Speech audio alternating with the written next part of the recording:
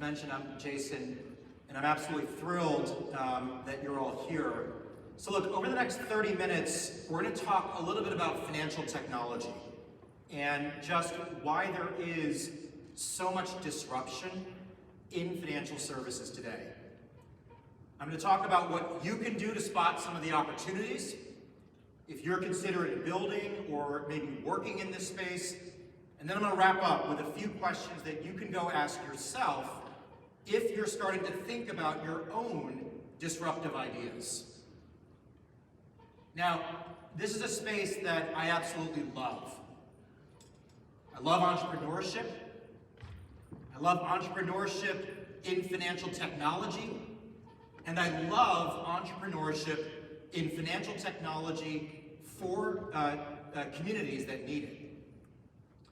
7 years ago, I founded a company in my basement. It was called DailyPay. I can assure you it was not a beautiful basement. We set out to fix a problem that has afflicted generations of workers for hundreds of years. And that was that people simply can't afford to pay their bills until payday. Now, through our technology, we created something called the pay balance. It was a new financial asset.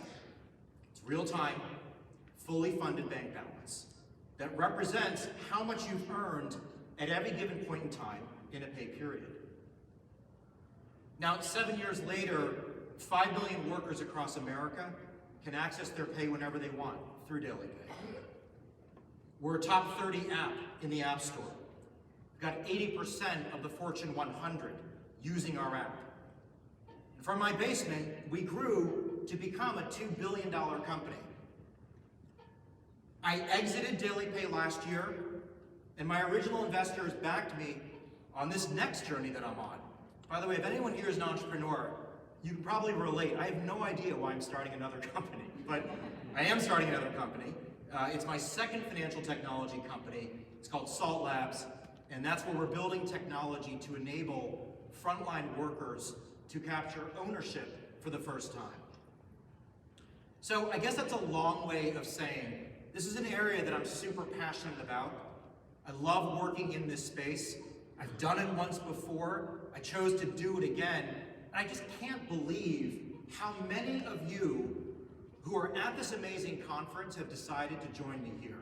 I mean, it's just super exciting if you are interested or thinking about being interested in joining this revolution of financial technology. FinTech is one of, in my opinion, the most exciting areas of technology today, across any field of technology. In the last 2 decades, we've seen rapid acceleration, deployment of solutions across the entire financial landscape. Now, let me be very clear about what FinTech is. This is the money business. And the money business is a very big business. It's how we earn. It's how we get paid. It's how we save. It's how we invest. It's how we spend. I think it's 21 Savage who said, I like cash, cash, cash. At church, they told me Jesus talked more about money than he did about heaven and hell. It makes the world go around, and it absolutely causes a lot more problems. But someone once asked the bank robber, Willie Sutton, hey Willie, how do you pick which banks to rob? And Willie said, that answer is very, very simple. He said, go rob the biggest banks, because that's where the most money is. In the US alone, there's more than $128 trillion of payment volume a year. And so the money business is an opportunity that's really, really big and probably too big to ignore for amazing entrepreneurs. It also helps a lot that the financial system is largely dominated by companies with inflexible legacy systems, extensive regulation, bureaucracy, complacency, and a lack of deep competitive spirit. Now, that's not my indictment. Those aren't my words. Those are the words of a banking leader himself. Jamie Dimon, CEO of JP Morgan, that's what he thinks about the legacy system, and that quote is from, or the context rather of that quote was when he was talking about the need for financial technology disruption. Now let me give you an example of this disruption opportunity. Let me point you to actually consumer banking, which is literally what Jamie Dimon does. By way of background, the traditional consumer banking model for decades and decades was really focused on acquiring depositors, folks like you and me, so you can go out and sell them high-fee products like checking accounts and loans. But about 10 years ago, disruptive digital banks came along and started to focus on designing and delivering exceptional products with little to no fees. Take Chime, for example. Chime's a company that I admire and really deeply respect. Chime acquired millions upon millions upon millions of users with features like early payday, no fee overdraft. These are products that are highly valued by their users and really came about from doing one simple thing: listening very, very carefully to what their users wanted and how things could make their lives better. Instead of now making your way to a bank or a bank branch, the digital apps have disrupted the entire account process and now enabled you to open up an account through an app. It's no wonder why digital banks like Chime have Net Promoter Scores, or NPSs, that are double those of traditional banks. Their scores are on par with consumer brands like Apple or Chick-fil-A. And this has raised everyone's game. All of the banks now have raised their game to respond with better products, and that benefits all of us as consumers. Now I want you to put your thinking caps on here a little bit. It's a very, very dense chart, and I realize it's a little late in the day for this. But I want to throw up this chart to essentially show you two things. This is how a credit card purchase works at a store. This is what is required to enable a simple purchase at a store. And the purpose of this illustration is twofold. The first is to show you how intricate financial technology and systems can be. But more importantly for the people in this room, is to show you all of the steps that are required. Because each one of these steps can be improved or disrupted to delight more and more customers. So, speaking of coffee, let's say you're at Starbucks, you take out your credit card and you want to go buy a latte. You go to the front. If you were at the Hilton, this would have taken you 84 minutes to get to the front. And that little box at the checkout counter is called the point of sale system, or the POS. POS device reads your credit card, transmits the card data to someone called a payment processor, like Fiserv. Those companies that route that data to specific card networks, Visa, MasterCard, American Express. That card network then verifies with the bank on the card, what's called the issuing bank, to check if there are available funds, and then they decide if the charge will be accepted or declined. And if that charge is accepted, funds get moved from the issuing bank to Starbucks' bank, or what is known as the acquiring bank, and then you get to enjoy that latte. It's crazy that it, in real reality, probably took you 84 minutes to get to the front of that line. This probably takes you 0.8 seconds, this entire process. And people are trying to innovate it on it still. All of this occurs so you don't have to fish out a few dollar bills to pay for that latte. All of this occurs so the person at the counter can go serve more customers quicker, serve more coffee sooner. And each of these steps represents hundreds upon hundreds of opportunities for disruption. We've already talked about the bank account process and how companies are trying to make more cards available to more consumers. There's also new POS systems like Square, Toast, that make the payment process better. By the way, there's even disruption happening now to replace this entire slide, this entire payment flow, to put it up on something called the blockchain, and to use digital currencies to further reduce the cost of moving money. So financial technology is not just about supporting financial service companies, but rather it's something that can be embedded inside any business to support their business outcomes. So take Shopify. Shopify started as a website building company. If you had something to sell, you would go to Shopify and you would use their service to go build an e-commerce website. Well, at some point in that company's history, someone said in some conference like this, hey, wouldn't it be great if what we could actually do was help process consumers' credit card payments? Well, today, Shopify is a $70 billion company, but over 75% of its revenues don't come from the websites, they come from payments.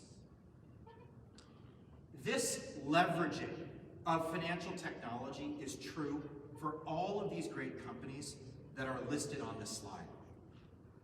Whether it's Toast incorporating payment processing or gift cards into their restaurant ordering system, maybe Airbnb offering insurance and financing products to their hosts and guests, Uber offering instant payments to drivers as well as debit cards or loans, Etsy processing consumer payments. All of these great companies have leveraged financial technology disruption to grow their overall dominance and to now represent the majority of their revenue. Now, given all of this, it's not surprising that financial technology companies have attracted a ton of new outside investment. So on this chart, what you can see is the massive amount of venture capital, so outside investment, that has gone into this sector. And while fintech is not impervious to the pullback that we've seen across the last 2 years, if you look at that white line, that's the 3-year moving average. And so you'll see that upward trend. For example, in 2021, 1 in every $5 in venture capital was invested in fintech. And for this group here, the great news is that early stage capital, what is often called pre-seed or seed, continues to be very active and very receptive to new ideas. Now, the other point I'm going to make here is that disruption in this sector, look, sometimes it does take a little money. Many areas of fintech do require outside capital because you are bumping up against regulation, maybe highly entrenched competitors. In some areas of fintech, money is the actual product. For example, in lending. And so outside capital can be an important variable when you're considering building a business in this space. Here's the good news. We will never stop needing financial innovation because the world will always need money to grow. While it's a nice thought, we're not all sitting outside a campfire singing songs, getting along. Money is a core element of a healthy functioning society, and that society needs a medium of exchange, a form of trust, payment. And so this is an area that will never cease to innovate, never cease to disrupt, and consequently will never cease to attract outside investment. So with that as backdrop, let me shift gears here a little bit and maybe do a little bit of informal discussion here.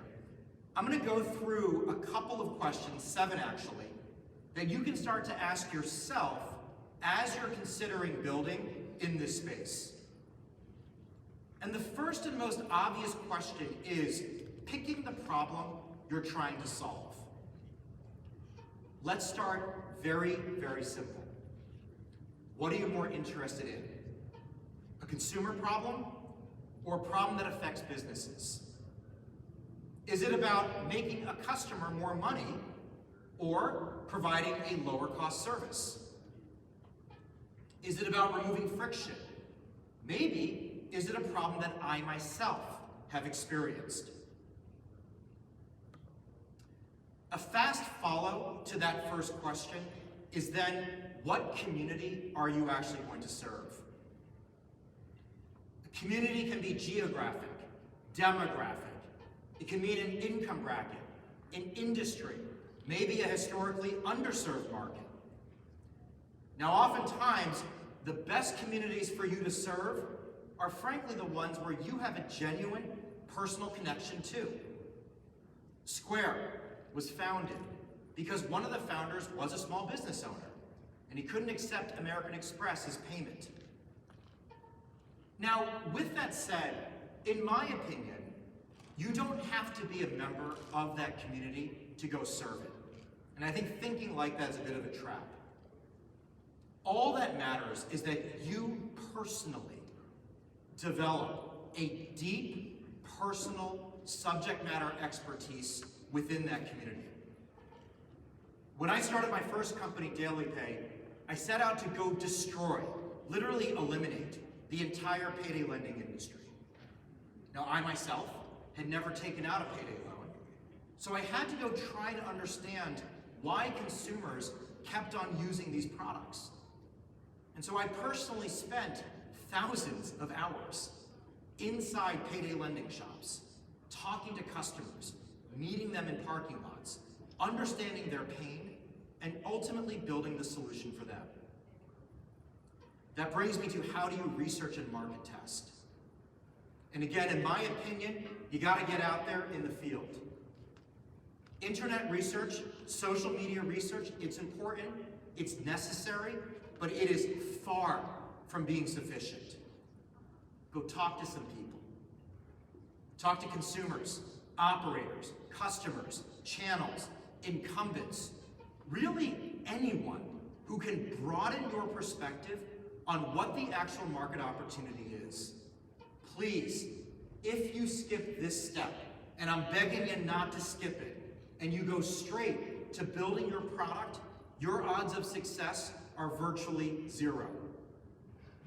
Equally important, you're gonna lack the conviction, the personal depth to know if what you're seeing is actually working or not working. Now, I often get this question of, do you need a business plan to get started? And I think the answer to this one is probably yes and no. Now, when I was coming out of college, that was 3 years ago, by the way, it was industry practice that entrepreneurs needed a detailed business plan to go get funded. And I think one of the reasons why is because entrepreneurism was like such an unusual career path that you had to be damn sure you were ready to do it. And so you needed a business plan. And I still think that writing things down are a great and necessary way to organize your thoughts. But I also recognize that the market's evolved with practices like lean startup and agile method, things that you're already aware of. And so my general advice is take the best parts of the business plan process to go organize your thoughts, but don't feel bound to follow that initial roadmap. On capital, look, the reality is that most of us really don't have the money to go hire a big team to go figure out if there's a market for our idea. But every single one of us in this room can go determine product market fit by using low-cost analog techniques. Now look, there's no question it's easier with outside capital, but that's not a requirement. And so that leads me to my next important question of, how do I determine if I even have product market fit? And the most important thing that I can share on this question is listen. Listen to when you're in the field. When you're out describing your product, if you start to hear things like, oh man, why didn't I think of that? Or, I'd be willing to pay for that. you probably have it. Like, you probably have product market fit. So go out there. By the way, around your tables now, after the session is done, if you have an idea, take the opportunity with some strangers to go share that idea. And if someone says, it's actually pretty interesting, I hadn't thought about that before, you probably have something. And I want to encourage every single person in this room to believe that. Like, you probably have something, and you want to continue to pull on that thread. At the same time, be flexible. As you pull on that thread, it might lead you to a place that you hadn't even envisioned. The early history of a lot of great financial technology companies, including my own, include pivots, changes, and expansions of one's original thesis. All right, so last question. Get this question all the time. Are you cut out for this kind of work? I can say a lot on this question, but let me say that from my seat, I think there are 3 defining characteristics of a great fintech entrepreneur. The first is the ability to listen. Not the ability to talk, but the ability to listen. To be able to clear your mind, to be in the field, and to truly, objectively listen to what people are saying. If you have that skill, you are on your way. Listening is a lost art. Listening is truly a lost art. People hate silence. They don't want to hear what someone else has to say. They're too used to change the channel, scroll forward.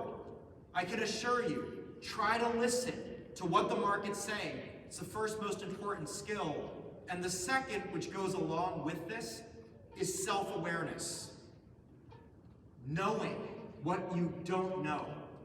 Being able to admit it, to acknowledge it, but then to go chase it down, to learn everything you can about that topic. That's a requirement, in my opinion, to going to build something great. I didn't know a thing about enterprise sales when I started my first company, DailyPay. Didn't know a thing. We decided to go sell to companies.